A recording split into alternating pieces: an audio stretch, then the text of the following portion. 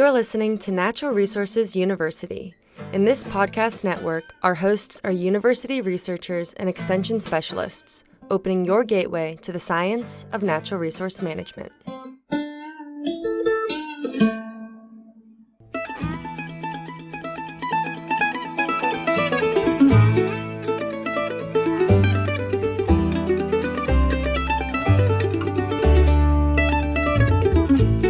Welcome to Habitat University.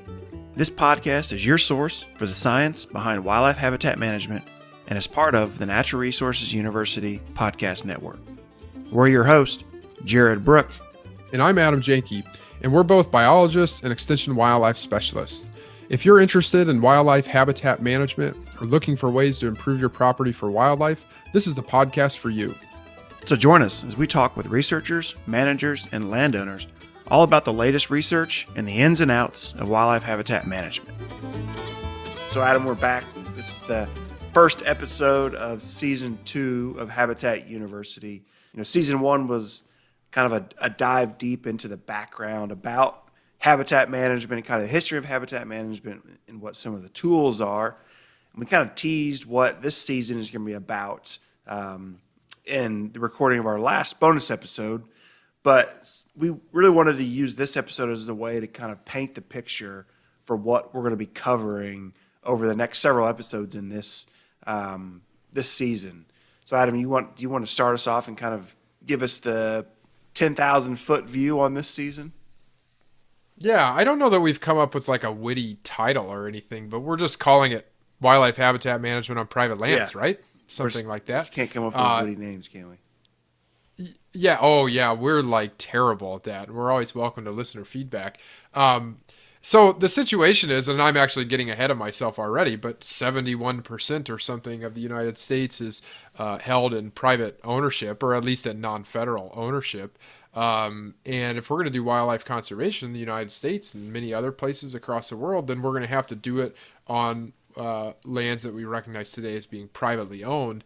And so what we just decided to do in this episode, because there's a lot of people engaged in wildlife habitat management on private lands across North America, we just decided to square up to that topic and explore these concepts. We want to learn about practices, learn about unique challenges of managing wildlife habitat on private lands, the unique opportunities about it. And then we want to talk to people that are doing it, both in the private sphere, of course, but then also there's like a lot of government involvement in wildlife stewardship on private lands as it relates to wildlife habitat. And we want to dig into that. So that's what we're going to do. Something like a dozen episodes or so, like what we did in the last season. We're going to release them about once every month. And we're going to go hopefully all over the country and learn a lot about a bunch of different species of wildlife and a bunch of different habitat needs that they have. Yeah, so I think this will be a really interesting season because you and I, A, both come from very privately owned states, and B, we work with a lot of different private landowners and natural resources professionals that work with private landowners all about wildlife and habitat management on private land. So this is kind of taking that information and trying to distill it down into kind of some of the key takeaways and things that maybe landowners can take away from the episodes about how they can get started with habitat management on their land, why it's important, why they should be involved in it, and then what are some of the resources, whether it's people, financial resources, equipment, all that kind of stuff that people will have access to kind of help them on their habitat management journey. Yeah, I hope we're going to be able to do that. It's as you're talking about that, I was thinking there's like this scaling phenomenon that goes on with private lands management. Like we need people out there like cutting honeysuckle down and painting stems with herbicide. But there's also like all of these efforts like on Capitol Hill in Washington, D.C. and in state and federal wildlife resource agencies all across the country to try to make more people compelled to do that, or to try to provide incentives to do that. Or, for example, with rare or declining or endangered species, targeting specific landscapes where it's most important that those honeysuckle stems, say, are getting cut to protect a certain population of wildlife. So there's this really interesting scaling phenomenon going on in wildlife habitat management on private lands that hopefully we're going to explore. I think, if not explicitly, certainly implicitly, because we're going to talk to people that are operating at all those different scales. But hopefully in doing so, if you're a honeysuckle cutter, if you own a small piece of land and you're out there and you found the podcast and you're enjoying it, we hope that you'll get something out of this by seeing these sort of bigger picture things that are going on and people are thinking about, and why it is that there is or isn't cost share for certain projects. And then if you're a policymaker or you're an agency employee, maybe this some of the voices we feature in this season will help you think about how to compel more engagement in wildlife habitat management, or how your work fits into the legacy of work that people have been trying to do on private lands wildlife management for a century or so. Yeah, so is it safe to say that we're going to head from boots on the ground to the hallways of the Capitol with this season?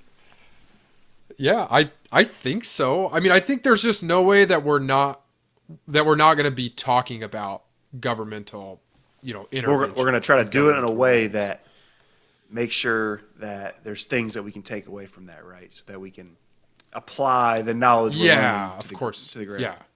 Right. Yeah. And then we're not going to be talking about like what policies are good or bad. We're both, public employees, and we're not in the business of influencing policy, but we are in the business of talking about how policy impacts wildlife habitat. And we know certainly that policies do. I think this talk of federal policy is actually like a perfect place for us to talk about something that we wanted to acknowledge, at least in the show. And that is that for as long as America has been a country, the government has been involved in land use policy in private lands. And so we thought, okay, we're going to talk about private land management. We're going to really center the importance of private landowners in the episode. I think it's also important to just acknowledge and remember that the original stewards of these, what we today recognize as private lands, were Native people that still live and manage lands across North America and have really important legacies and ecological and cultural traditions and connections to the land. We weren't going to necessarily dwell on that a lot, but it is. You can't talk about private lands without talking about how it is that those lands came to be private or came to be in federal ownership, the opposite of private. And we just sort of wanted to acknowledge that, say that we certainly think about that, and we're going to try to definitely think about ways to integrate that thinking into the education that we do during this season as well. And I think it's an important point to make, because I think in a lot of ways, the contemporary habitat management we try to do today is emulating what Native people would have done historically, right? Absolutely. By using prescribed fire and grazing and cutting trees and all kinds of things, or just kind of emulating what would have happened naturally or by way of Native Americans, way back when. So I think it's important to say. Yeah, for centuries. Yeah, exactly. So yeah, and we talked about that in episode 1 too. Like, when I tried to convince you that wildlife habitat management was the oldest profession in the world, it's certainly the oldest North American profession. It's been here for thousands of years, and in many places, as you mentioned, the modern occupants of the land are doing things that indigenous cultures and communities did, like prescribed fire or a number of different land management practices. And then, of course, across broad swaths of North America, Native people are still doing a lot of that stuff and innovating and sharing their knowledge and experiences. And so, lots to learn there, too, as we go off into this exploration of that 71% of the United States land area that is held in private ownership. All right, great, Adam. So let's go ahead and dive right into it. And maybe we should start kind of just by talking about some of the quick facts about why private lands are such an important topic when we talk about wildlife and wildlife habitat management, right? So you want to hit us with some quick facts real quick. You already hit us with a 71% of U.S. land is in private ownership. Yeah, and so there's a lot of private ownership. The other thing that's important to note is that it's not like evenly distributed across the country, right? And so in the same way that many wildlife species are not, evenly distributed across the country, private land isn't either. And we find in certain geographies, private land conservation is all there is for certain species of wildlife. And we're going to explore some of that. For example, on average, take 50 states, 74% of the land area in those states is in private ownership. That ranges, though, from a low of 13% in Nevada to a high of 98% in, you guessed it, my home state of Iowa. And also Kansas. I wrote down here, there's like a 90% club. South Carolina, Georgia, Louisiana, Tennessee, Mississippi, Kentucky, Alabama, Missouri, Illinois, Indiana, Ohio, Texas, Nebraska, Kansas, and Iowa all have over 90% of the land area is in non-federal ownership, which is mostly private land. It ignores a little bit of state ownership, but that's a pretty marginal percentages. So it is a lot of private land, especially in the eastern United States, where we have a lot of species that need a lot of wildlife conservation to happen on their behalf.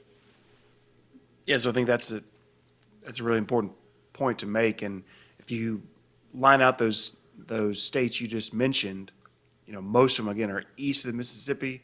Yeah. Most of them are in the Midwest and Great Plains region as well, and then some in the Southeast. So heavily privately owned to the east, less privately owned to the west. And I think that's important from a wildlife standpoint because according to the U.S. Fish and Wildlife Service, when we look at threatened and endangered wildlife species, 2/3 of those endangered and threatened wildlife species rely on private land for habitat. Wow. So private landowners are in control and management control of a large land area that has a huge influence on wildlife populations. Yeah, that's really interesting. We find across these areas that have large private land ownership arrangements that most parcels are pretty darn small. And so we've got a couple of statistics in here to kind of support that. In Iowa, for example, 30.6 million acres of farmland out of like 36 total million acres. On that 30.6 million acres of farmland, there's 85,000 unique farms, and the average farm size is 360 acres.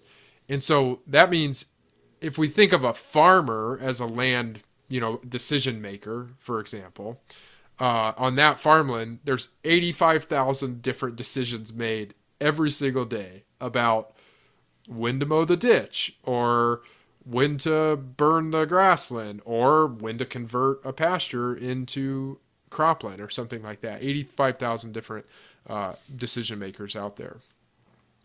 And that's interesting because I think that brings up some real challenges and real opportunities with wildlife management on private land that we'll get into, and how you kind of target conservation on the ground and how you get it to be effective at a larger scale. And so I think later on in different episodes, we'll talk about some of those ways that you can kind of take that, kind of build that collective action amongst multiple individuals that have different decision-making, authorities and things. Right. And that would be that sort of more coarse scale that we were talking about, where people are trying to compel multiple different actors to work together. I think we would call that wildlife habitat management as cat herder. Herding 85,000, or I was actually just looking at my notes here.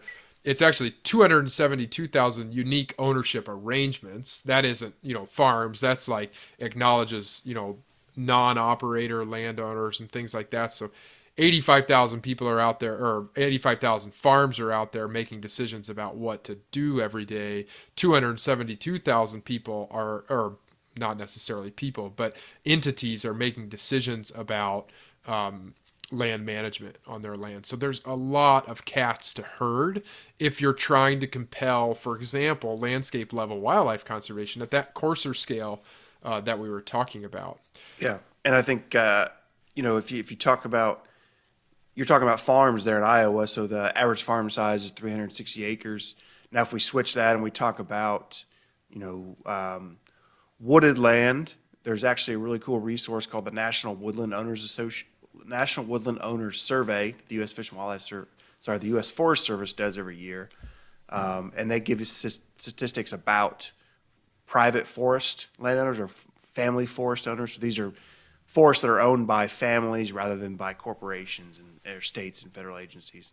And if you look at them, a vast majority of those landowners own even smaller acreages, right? So if you look at a national average, about 69% of family forest landowners own less than 50 acres.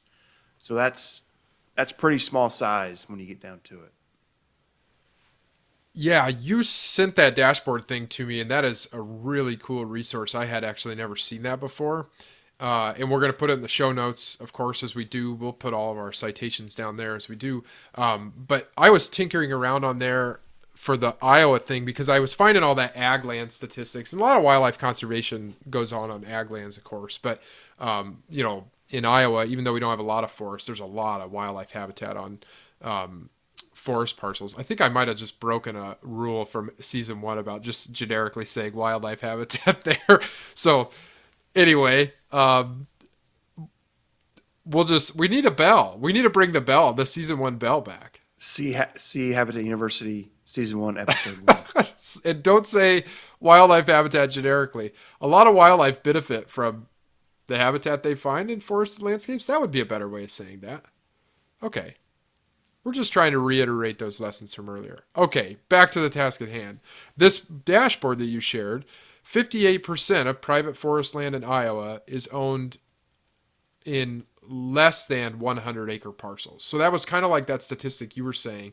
So, but it points to one of the challenges with private lands management is that we may look at, for example, a large continuous tract of forest, which in Iowa, would be like 2,000 acres, say, along a river bottom. And you would think like, oh, wow, that's, important habitat for, I don't know, red-shouldered hawks or pileated woodpeckers or something.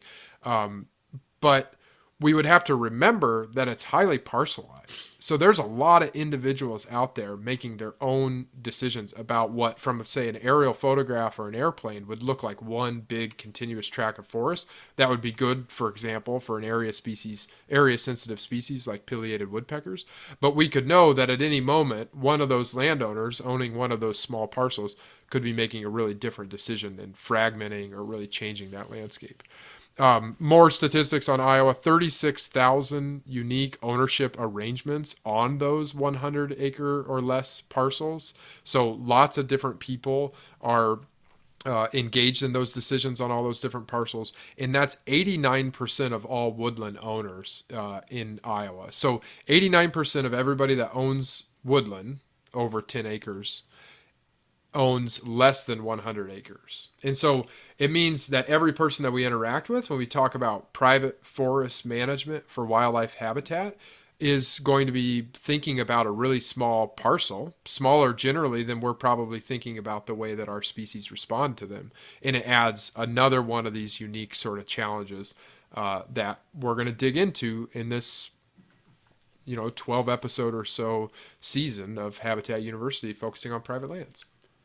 Yeah, those are some really interesting numbers, and I would encourage people to go check out that dashboard. But I think one of the things that really excites me about private lands conservation and why I really like to get involved with it is if you think about some of the opportunities on private land. So we know that a majority of land, at least in my state and most of the eastern United States, is privately owned, so we can't ignore it from a wildlife standpoint. But the really cool thing is that if you look at various studies on reasons why people own land and what they like to do on their land, and this comes from that family forest ownership dashboard, is if you ask the question to family forest owners, what are some primary reasons why you own land? 80% of those that responded listed wildlife and wildlife habitat as one of their primary reasons for owning that land. And that's really cool because that really shows how important wildlife habitat is to these private landowners. So that presents a really cool opportunity to engage these landowners in various habitat management techniques so that they can work to improve wildlife habitat or habitat for wildlife on their property. And there's also some statistics and studies that look at reasons why farmers in particular, enroll in conservation programs like the Conservation Reserve Program, which we will get to. In sidebar, you may hear us throw out a lot of different acronyms in the alphabet soup of conservation programs: CRP, EQIP, WRP, all that kind of stuff. We're going to have episodes that explain the litany of programs and acronyms to help you kind of have a better understanding of those different programs. But anyway, if you look at reasons why a producer or farmer may enroll in a conservation program like CRP, of course, financial or economic reasons are really high up there. So they're doing it as a way to at least make back some of the income that they would have if they were going to farm it. But also a big reason is that they're interested in wildlife, and a lot of times they're interested in recreational opportunities on those areas like hunting and so forth. So enrolling those in their land in those programs can help them reach some of those wildlife and recreational benefits. And one really cool statistic that I found from a study that was put together in 2016, we'll link this in the description as well, is that if you look at the land base that is the United States, the land base, at least in the continental U.S., about 22% of the entire land base is either leased or owned for some sort of wildlife recreation. And that could be bird watching, that could be hunting, that could be fishing. So a pretty large land base is privately owned for wildlife recreation. So that's pretty cool. So wildlife plays an important role in ownership of land. So we're already starting one step ahead when we bring the message of wildlife conservation to private landowners. So that information on the 22% of land owned for wildlife recreation came from a publication with the title, "The Role of Wildlife-Associated Recreation in Private Land Use and Conservation, Providing the Missing Baseline," Macaulay et al., 2016. So that's a really interesting, cool paper if you're interested.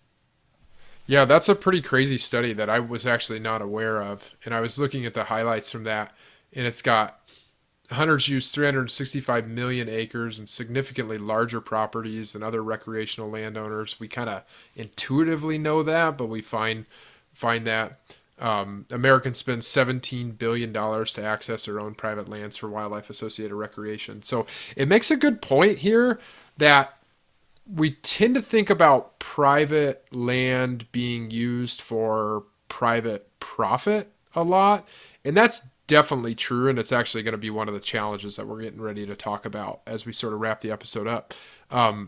But there's a lot of people out there making decisions on private lands that don't necessarily have economic motivations, and in many cases those are motivations for wildlife associated recreation, be it the intrinsic value or aesthetic value of wildlife, or quite commonly, particularly in some parts of the country, wildlife associated recreation as relates to hunting. So definitely another thing we're going to explore in this season and hear common among the professionals and land managers that we interview. And as we go through the season, we're going to be talking a lot about working lands. That's kind of what you're describing there, where you have an economic reason for using the land, right? So working lands would be things like agricultural lands, forestry, rangeland for livestock production. But there's also, like you said, there's a growing segment of people who own their land for aesthetic value or for recreational value. So that would almost be like its own little classification of private land.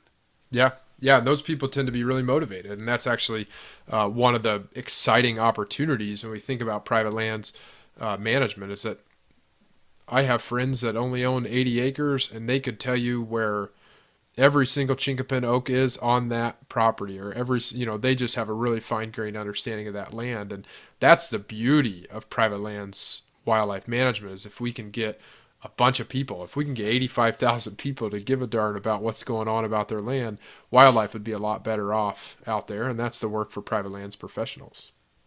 So as we start to think about sort of wrapping this up, like where we're headed in this season, and sort of foreshadowing the discussions we're going to have, we've hinted all along about like what these unique challenges to private lands conservation are. Or we haven't even hinted, we've explicitly stated them. But I was thinking, like, as we start to wrap this episode up, it might be worthwhile to let's just throw them down. Like, what are the unique challenges related to wildlife habitat conservation on private lands that we're going to probably hear just come up over and over again throughout this season? And so a couple ideas here. I'll start with one. And it's the one that we were actually just talking about, which is this, like, acknowledging that not every decision being made on private lands is being made for wildlife habitat. In fact, it's far from it.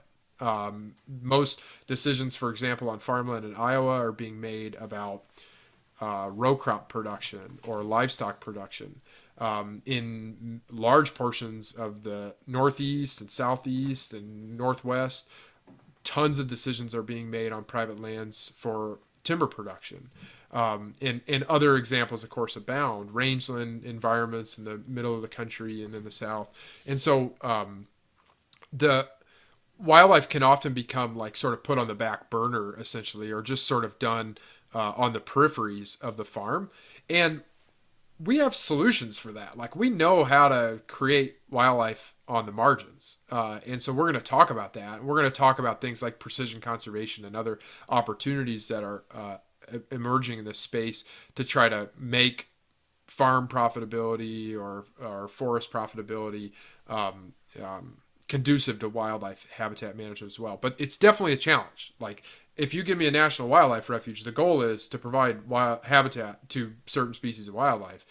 Give me private lands, and the goals are going to be quite disparate across landowners and across regions and across, primary land use motivations. And there's definitely the perception that, managing for wildlife comes at the expense of profit or economic returns, which I think, like you said, there's ways to get around that, and it's not necessarily the case in most situations, right? There's ways that you can kind of integrate them both, and we'll have some conversations and episodes about that. Yeah, we're gonna shout those from the rooftops, those win-win scenarios.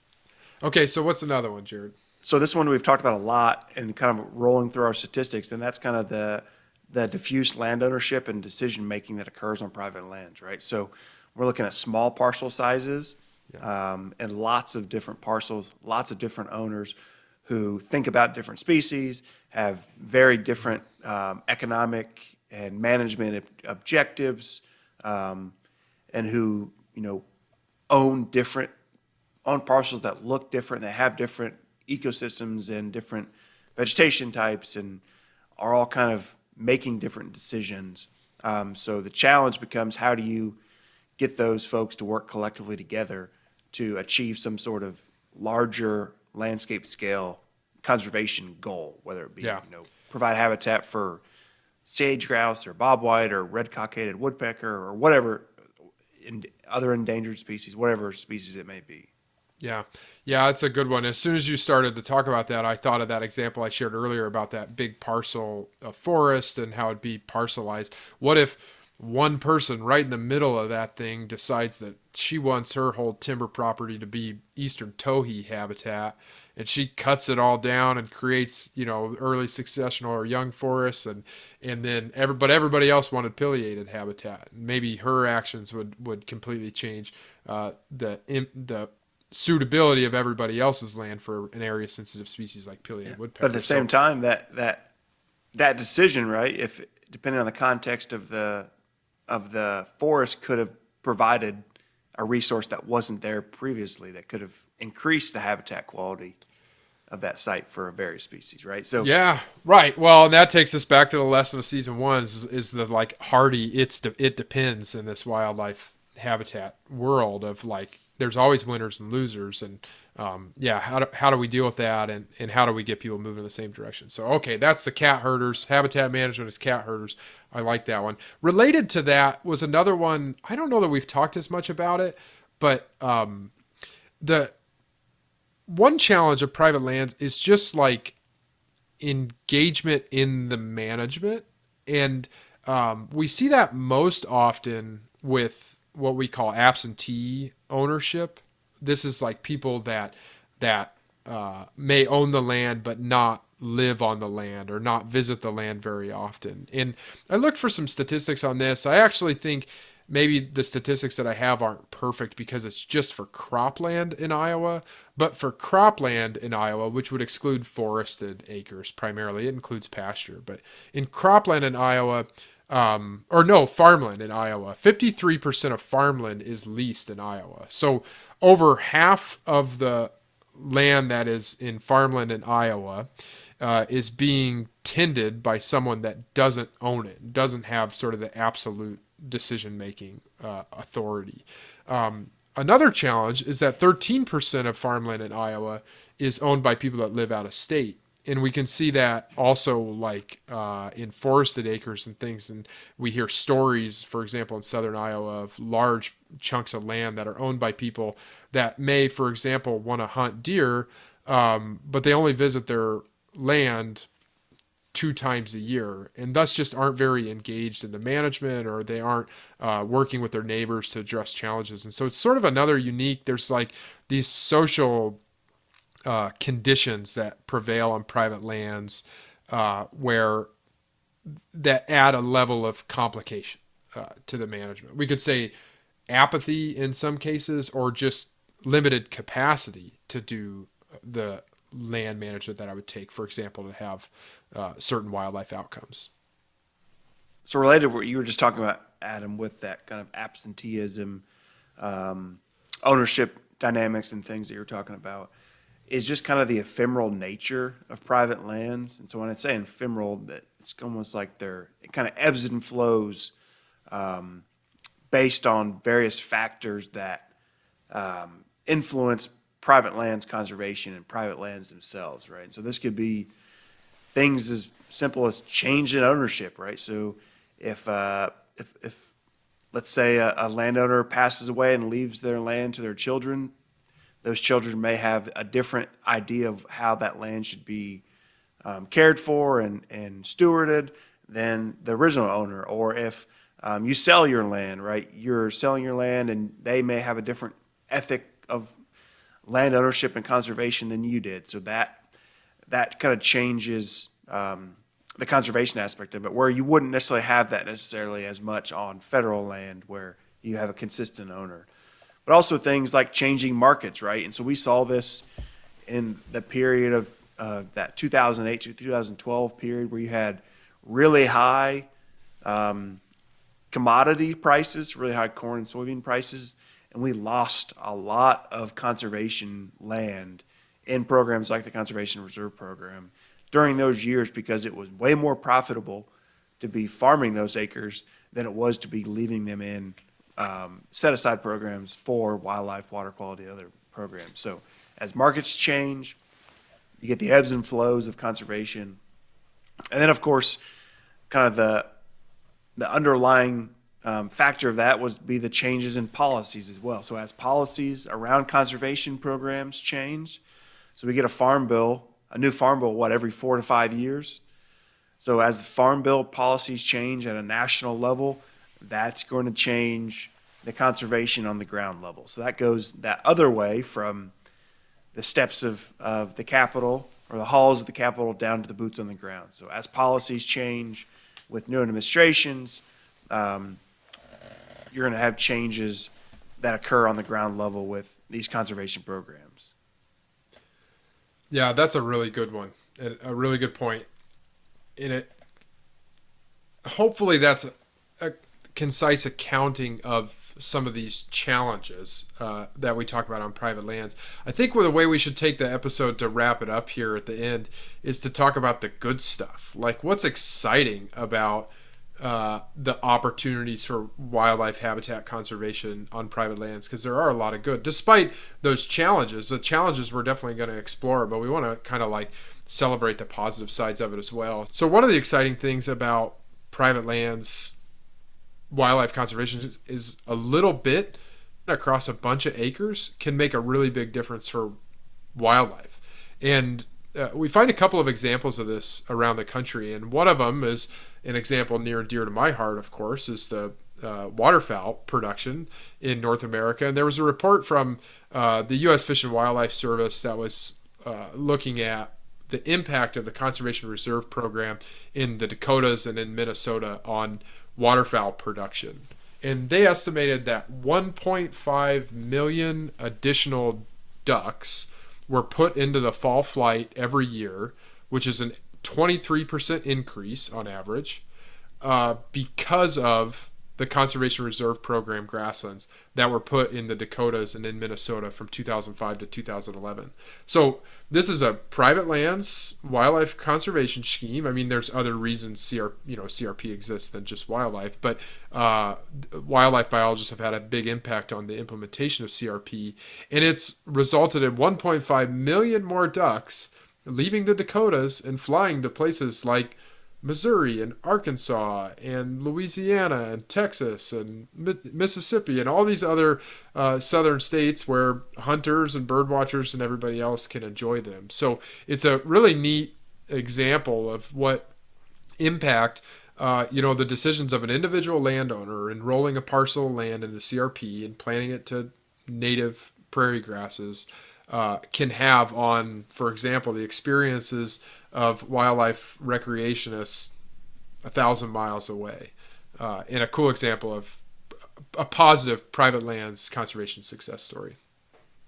Yeah, so I think there's going to be lots of those success stories that we're going to cover across the various different episodes. We're going to talk to a lot of different people that are probably going to share a lot of these success stories. But I think it's good, Adam, that you talked about that. And I think one of the opportunities that we have with private lands wildlife conservation is just the amount of resources that are available to landowners to help them along their journey of engaging in wildlife habitat management, right? So if you're a private landowner and you're interested in this stuff, I imagine a lot of people that are listening are already involved in some ways. Maybe many aren't. But there's no shortage of people, whether that's a state agency, federal agency, biologist, or conservationist, or private non-governmental organization biologist that are available in your state to help answer questions that you may have. So help with technical assistance. But there's also several different federal cost share programs that will provide assistance financially to help implement some of these practices. And those are fairly consistent across the states. But then you have, 50 states and probably 50 different state level programs or more, if you have multiple in a state, that are designed to help private landowners engage in wildlife and natural resources conservation. So lots and lots of resources available to landowners. And we certainly won't be able to cover all of them, but we're going to kind of take a pickings of the ones that at least are available at a federal level, and then maybe a few examples of state level programs that landowners may have access to. There are a lot of people, government people out there doing private lands work, like you mentioned, and I think that's going to be something that we're going to talk to a lot of them in this episode or in this season, and it's really important. But it also, I think the most exciting strength of private lands conservation, or the thing that gets me most excited when, for example, I visit a farm or a forest or a ranch where people are doing some really creative things, is the individual private actors. So like those 85,000 farm owners in Iowa, or those, I don't remember exactly how many forest landowners we were talking about, but thousands of forest landowners thousands of private forest landowners that we have tinkering on their own acreages and parcels, doing really creative things. And I think that's what's most exciting about private lands wildlife habitat management, is that they're out there experimenting. It's like a laboratory of wildlife habitat management, learning about fire or herbicides or harvesting or planting strategies and things like that. All these individual people tinkering on a few acres at a time. Those few acres that they know like the back of their hand, like where every chinkapin oak is in the stand, like I said earlier, or where every wet spot is in the pasture that could be good for a reptile or amphibian, and everything in between. These people have a really fine-grained understanding of what's going on. And I think it's a real opportunity that we sometimes overlook when we think about like, oh, we got to get millions of acres of CRP, or we've got to get millions of acres of whatever, insert alphabet soup acronym here, out on the landscape. What we're really just trying to do is get thousands, perhaps millions of people out on their land, observing the wildlife and how they're responding to the conditions, the plants and environmental conditions there, and improving those conditions for species that they value, or that their neighbors value, or that the agency that they're partnering with values as well. So I guess that's kind of like where I wanted to leave it, is like this, these appealing and exciting connections that people have for land. There's just no way that a government employee is ever going to have enough time to have that fine-grained understanding of almost any parcel of land. I'm sure there's some fine exceptions, but there's a study that we've been reviewing as we've been preparing for this episode, and they just surveyed all the states and asked them how many private lands wildlife biologists they have, and then they just took the private land, the area in private land in square miles, and estimated how many square miles each private land biologist would be responsible for, theoretically, you know.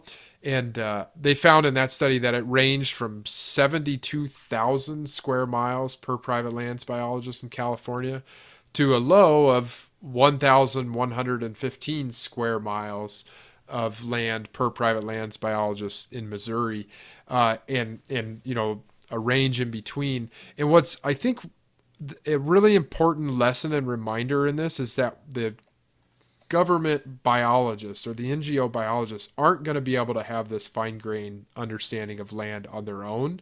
Even in the best scenario, which was in Missouri and Hawaii, both around 1,000 square miles per landowner, or per private land biologist, there's just no scenario where that biologist is going to have a fine-grained understanding and the capacity to go out and manage those acres for wildlife habitat. And so that's where it is that we need these private individuals out there acting in the best interest of wildlife, and we got to figure out ways to compel them to act in that way. And that's what we're going to explore in a lot of detail in this season. Yeah, I think that's a really good way to wrap it. And just kind of to put the bow on it, you know, I think we're gonna talk to a lot of different individuals who have a lot of different backgrounds and perspectives, and jobs and duties and reasons for being involved in wildlife conservation on private land. So that could range anywhere from, you know, a federal agency biologist all the way down to private landowners. So stay tuned as we explore the importance of private lands to wildlife conservation and habitat management here on Habitat University. And again, all the resources that we talked about in this episode are in the show notes below, and there's also a survey or a link to a listener survey that we hope that you be able to fill out for us, that we're going to use to plan our upcoming episodes and seasons, and get your feedback as well. So, and don't forget to like and subscribe, and we'll see you at the next episode. Habitat University is hosted by Purdue Extension and Iowa State University Extension and Outreach, and is part of the Natural Resources University Podcast Network. The network is supported by the Renewable Resources Extension Act. If you liked Habitat University, subscribe and listen to the other podcasts in the Natural Resources University Podcast Network.